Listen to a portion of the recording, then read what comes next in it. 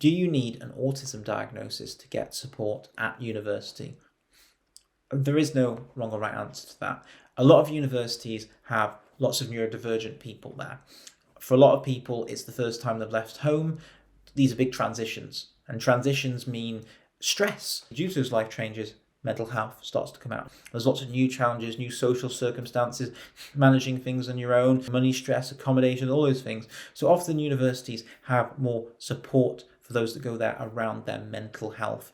And often there's that around neurodivergence as well, whether it be autism or dyslexia or dyspraxia or dyscalculia. There's often support services at the university.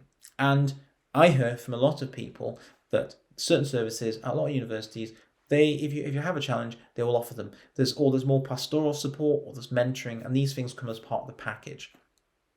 Because any sensible university knows that if you want to get your best out of your students, you're going to need to support them a bit more, especially with the kind of turmoil of life at that age. But there are extra things that you can potentially get help with. In the UK, there's Disability Student Allowance, and that you don't need a diagnosis for. It's based on your challenges, your needs. So if you're struggling in a particular area, you can apply for it.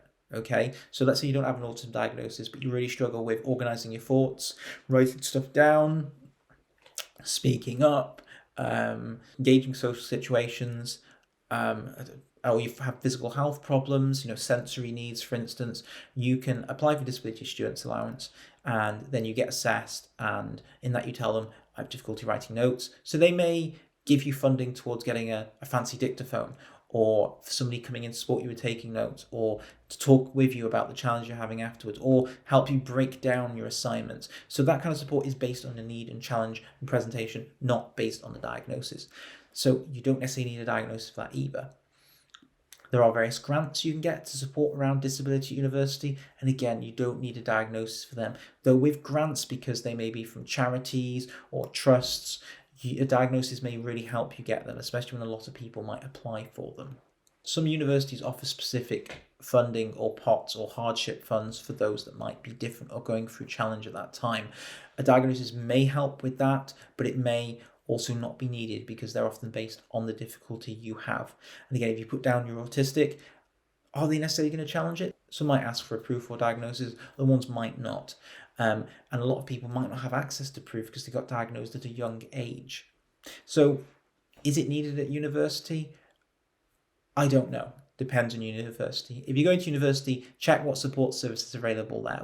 Check what special education needs support is. Check what extra support. Check about the mentoring, pastoral, student mentoring, student support, extra, all of that stuff they give you around your education, around your studying to help you if you're struggling, and study groups. All of that can form the foundation of you doing well.